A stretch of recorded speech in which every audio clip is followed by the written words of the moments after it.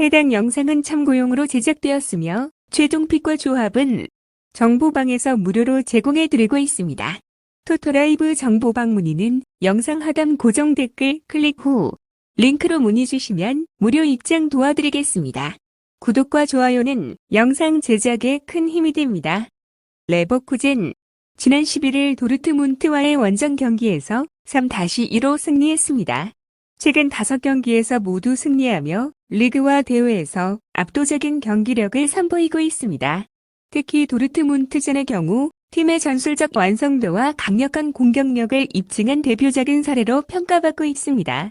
프림폰과 그리말도는 측면 돌파를 통해 가장 위협적인 공격 루트를 만들어내고 있으며 시크는 꾸준한 득점력을 발휘하고 있습니다.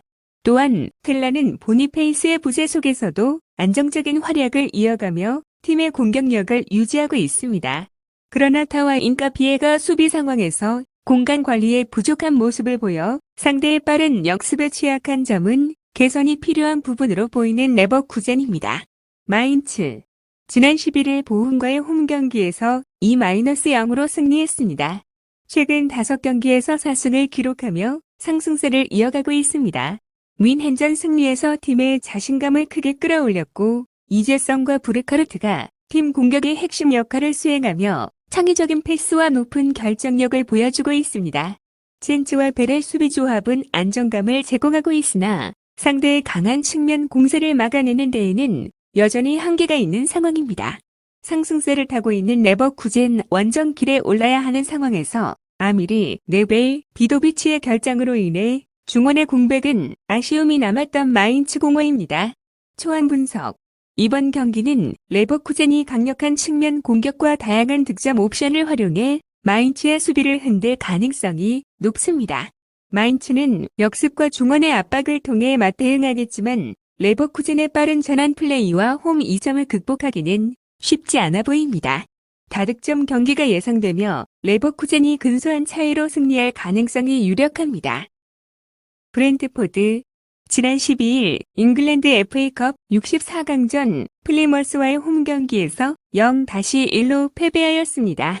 빠른 역습과 속도감 있는 공격 전개를 주로 사용하고 있으며 음베오노와 위사는 팀의 핵심 공격 자원으로 상대 수비의 뒷공간을 공략하는 데 강점을 보이고 있습니다. 그러나 미, 힙키 등 주전 수비수들의 결장으로 인해 후방 안정감이 떨어졌으며 미드필드에서도 다실바와 카르발류의 부재로 창의성이 약화된 상태입니다. 특히 플리머스전에서의 충격적인 패배는 이러한 약점을 여실히 드러냈습니다. 현재 피녹, 아예르 등 주요 수비 정원의 결장과 함께 티아고와 고메스의 부재로 전력 공백이 클 것으로 예상되는 브렌트포드입니다. 맨체스터 시티 지난 12일 잉글랜드 FA컵 64강전 솔포드와의 홈 경기에서 8-0으로 승리하였습니다.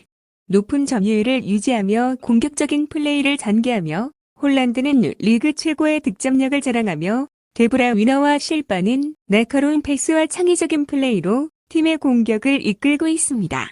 수비에서는 아케와 그바르디올이 안정감을 제공하지만 디아스와 스톤스의 결장으로 역습 상황에서 취약점이 드러날 가능성이 있습니다. 최근 솔퍼드 시티전에서 8-0 대승을 거두며 팀의 공격력이 여전히 강력함을 입증했습니다. 이번 경기는 디아스와 스톤스 외에도 로드리가 결장하며 중원에서의 공백이 예상되는 맨체스터 시티입니다.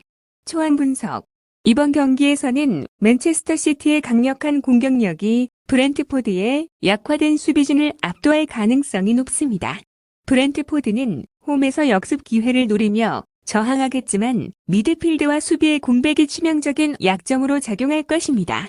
맨체스터 시티가 다득점을 기록하며 승리할 가능성이 높아 보이며 브렌트포드의 저항에도 불구하고 시티가 주도권을 완전히 가져갈 것으로 예상됩니다. 첼시 지난 12일 잉글랜드 FA컵 64강전 모어햄과의 홈 경기에서 5-0으로 승리하였습니다. 최근 5경기에서 1승 3무 1패로 부진한 모습을 보였으나 FA컵에서 5-0 대승을 거두며 반등의 가능성을 보여주었습니다. 잭슨은 공격의 중심 역할을 하고 있지만 결정력 부족이 여전히 문제로 남아 있습니다. 3초와 팔머는 창의적인 공격 전개를 펼치며 팀의 활력을 더하고 있지만 전체적인 경기 패턴이 단조로운 점이 약점으로 지적됩니다. 카이세도와 페르난데스는 중원에서 안정감을 제공하고 있으나 상대의 강한 압박에는 다소 약한 모습을 보이고 있습니다. 수비에서는 포파나와 바디아실의 결장으로 인해 불안정성이 심화될 가능성이 크며 이번 경기에는 듀스버리 홀과 모드릭도 출전하지 못하는 첼시입니다. 본머스 지난 12일 잉글랜드 FA컵 64강전 웨스트 브롬과의 홈 경기에서 5-1로 승리하였습니다.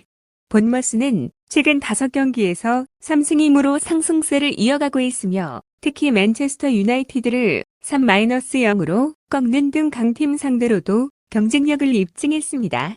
클루이베르트와 세메뇨는 빠른 침투를 통해 상대 수비진을 공략하는 데 강점을 보이고 있으며 쿡과 크리스티는 공수 전환에서 안정적인 역할을 수행하면서 팀 전술의 균형을 잡고 있습니다.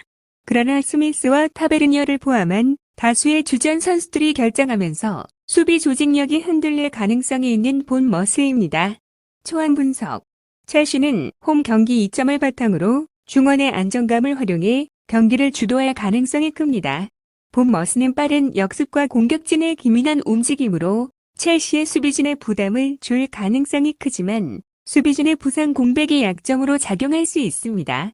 첼시의 공격력이 여전히 부족한 점을 고려할 때 본머스가 대량 실점을 허용할 가능성은 낮아 보이며 적정 끝에 첼시가 근소한 차이로 승리할 가능성이 높습니다. 노팅엄 포레스트 지난 12일 루턴 타운과의 홈 경기에서 2-0으로 승리했습니다. 최근 5경기에서 모두 승리하며 뛰어난 상승세를 이어가고 있습니다. 특히 연승 행진 중 4경기가 무실점으로 마무리되었으며 이는 수비의 안정감을 보여주는 중요한 지표로 평가됩니다. 아이나와 무릴로가 이루는 수비 조합은 상대 주요 공격수를 효과적으로 제어하며 안정적인 경기 운영을 가능하게 하고 있습니다. 공격에서는 깁스 화이트가 창의적인 패스를 통해 엘랑가와 우드를 지원하며 득점 기회를 만들어가고 있습니다. 엘랑가는 날카로운 움직임과 빠른 속공 전환에서 중요한 역할을 하고 있습니다. 그러나 중원의 핵심 역할을 담당하던 상가리가 부상으로 결장하게 되면서 중원 압박이 약화될 가능성이 있으며 이는 리버풀과의 중원 싸움에서 불리하게 작용할 수 있는 노팅엄 포레스트입니다. 리버풀 지난 11일 에크링턴과의 홈 경기에서 4-0으로 승리했습니다. 최근 5경기에서 3번 승리하고 1번 무승부와 1번 패배를 기록하며 리그 선두를 유지하고 있습니다. 살라는 꾸준히 득점 감각을 유지하고 있으며 가크포와 디아스는 측면에서 돌파와 크로스를 통해 공격의 다양성을 더하고 있습니다. 중원에서는 사보슬레이와 그라벤베르흐가 공격 전개와 압박에서 중요한 역할을 하며 팀의 전체적인 템포를 효과적으로 조율하고 있습니다. 수비에서는 고메즈와 누니스의 결장에도 불구하고 코나테와 반 다이크의 안정적인 조합이 돋보이며 큰 문제 없이 경기를 운영하고 있습니다. 특히 알렉산더 아놀드의 공격적인 움직임은 노팅엄의 수비를 흔들어 놓을 중요한 요소로 작용할 것으로 보이는 리버풀입니다. 초안 분석 노팅엄은 강력한 수비와 최근의 상승세를 바탕으로 리버풀을 상대로 홈 경기에서 저항할 가능성이 충분하지만 상가의 부재로 인해 중원 싸움에서는 리버풀이 우위를 점할 가능성이 높습니다. 리버풀은 강력한 공격진을 바탕으로 경기를 주도하며 노팅엄의 수비를 공략할 것으로 보입니다. 다만 노팅엄의 조직적인 수비와 리버풀의 원정 경기에서의 불안정성을 고려했을 때 양팀의 치열한 접전이 예상됩니다.